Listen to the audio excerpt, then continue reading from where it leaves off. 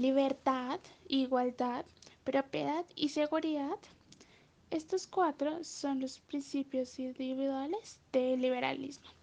La libertad, entendida en todos sus aspectos, en lo individual, en lo económico, entre otros, es la base primordial de esta corriente.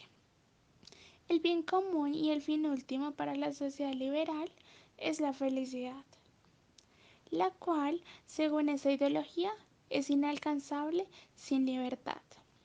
El liberalismo no hace descansar los derechos y las garantías ciudadanas en la buena voluntad o no de los gobernantes.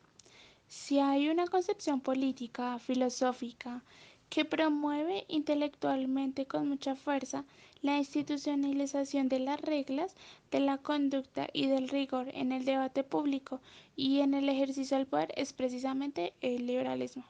Por otro lado, los principios políticos del liberalismo son tres. El primero es la separación de poderes en ejecutivo, legislativo y judicial.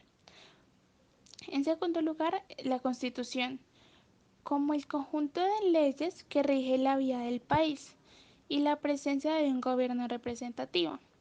El último es el principio de la soberanía nacional y de la soberanía popular. Económicamente se plantea la libertad como la no intervención estatal. Al pedir que el Estado no interfiera con ciertas relaciones sociales o que no haga que ciertas relaciones sociales dispongan sobre el otro, pues está comportándose bajo la expectativa liberal. Sin embargo, como toda ideología, tiene ciertos límites. Un primer límite importante del liberalismo es que el liberalismo, en cierta manera, promueve, justifica e incluso permite como concepción de orden político la difusión de ideas, doctrinas, puntos de vista que sean en cierta manera racionales. Esto es, puntos de vista como propósito central, que ninguna de ellas promueva su propio punto de vista, usando el poder del Estado para imponérselo a los demás. Ese sería el límite del liberalismo. Para comprender bien ciertas bases del liberalismo es necesario profundizar un poco más en su historia. El liberalismo surge cuando hace la crisis del mundo medieval.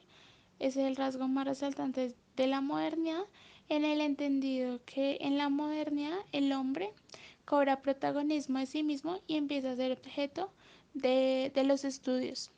Es todo lo que se haga es por y para el hombre. Se va a dar más patente en el mundo, no en el mundo renacentista, pero sí en el proceso que se va a vivir a partir de mediados del siglo XVII, como lo que se conoce la Ilustración, que buscando hacer ciencia y conocimientos para desarrollar al hombre, entre otras cosas se va a concebir que el hombre tiene la necesidad de, de satisfacer sus necesidades, tanto materiales como espirituales, sociales, intelectuales, morales, etcétera.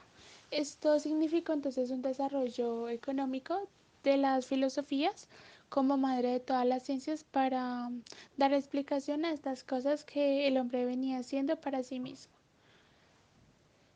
Hay un hecho que se presenta en Inglaterra que pocos le recogen.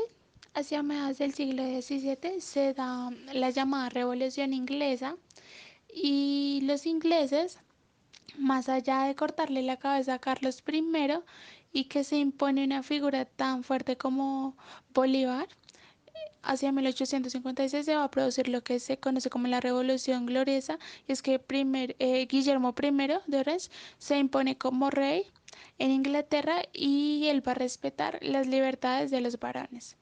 Es un hecho inédito en aquel momento, pero que no hace otra cosa que recordar una, una institución que se había firmado en 1215 y se conoció como la Carta Magna. Esa Carta Magna, que para muchos es la única constitución que tienen los ingleses, la va a firmar un rey que la historia recoge como Juan Sin Tierra. Pero pero en pocas palabras, lo que Juan se proponía y se comprometía era que a partir de Juan todos los reyes ingleses se comprometían a respetar las libertades. Ya no puede ser su voluntad la única que permita la propulsión de, de los pueblos y de las naciones y de las sociedades. A partir de ese momento empieza a vivirse entonces una situación en Inglaterra de lo que se conoce como monarquía parlamentaria, en el entendido de que es el órgano parlamentario quien limita los poderes um, del monarca y juntos monarcas, es decir, el gobierno y el parlamento, el poder legislativo entonces conlleva en una forma autorregulada de poderes al desarrollo de lo que es la nación inglesa. Este es el primer gran antecedente del liberalismo en el mundo. Luego, en el siglo XVIII, con el movimiento ilustrado, se consolidarían más los pensamientos liberales con nombres como Rousseau, Locke y Montesquieu. El primero, Rousseau, propone que el hombre sea libre en la medida que acata las leyes, y Montesquieu el espíritu de las leyes. Los poderes se autorregulan y con ello se protegen las libertades de los hombres. Estas ideas van a subyacer durante el siglo XIX, van a ser recogidas por diversos hombres y en diversas sociedades, y en algún momento ellos van a saltar a la práctica estas ideas. Otro de los autores relevantes para el liberalismo fue John Locke, cuyo planteamiento principal es la preservación de los derechos individuales, los cuales se anteponen al Estado. Luego se produjeron otras dos revoluciones de índole liberal. La primera fue la Revolución de Independencia Americana en 1776, que significó una ruptura entre la sociedad colonial y la monarquía inglesa, ya que se criticaban las leyes impuestas por el rey. ¿Cuál es el primer país que tiene un gobierno liberal? Serían los Estados Unidos. Es la primera nación en estos términos, político, económico y social en términos liberales. Además, fue la primera nación en proponer y ejercer la primera constitución del mundo. Luego, en 1789, se produjo la Revolución Francesa, inspirada en el movimiento liberal americano. Aparte de ser un fenómeno político, es un fenómeno más en esencia de sociedad, ya que es la que presenta más claramente por primera vez para la sociedad la necesidad y la defensa de los intereses particulares del ciudadano ante el poder desmedido de un grupo de hombres o especialmente del gobierno. Los franceses eh, afirman la Constitución siguiendo los pasos americanos, pero es la primera vez en la cual se incluye la Declaración de los Derechos del Hombre y el Ciudadano. Esto marcó un paso importante para el liberalismo moderno, que es uno de los pilares fundamentales de la democracia moderna.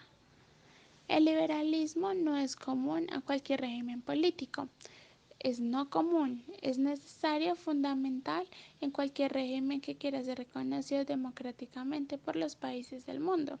Hoy en día, según el índice de democracia que cada elabora The Economist, para el 2011 52 países eran de régimen autocrático, agrupaban a 37,6% de la población mundial en comparación con el 11,3% de los países con democracias plenas.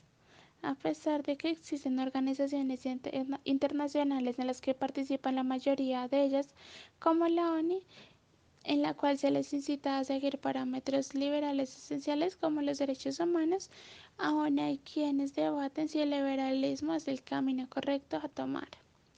El liberalismo es una historia concreta y no es una actitud política, pero todas las doctrinas posteriores al liberalismo han estado enmarcadas en el participio de la democracia como una estructura liberal y que garantizan un espacio a la sociedad para existir. Todo gobierno tiende a no ser liberal, Todo gobierno tiende a expandirse porque al expandirse con autoridad y en ese sentido cualquier autonomía social va a tener un origen liberal.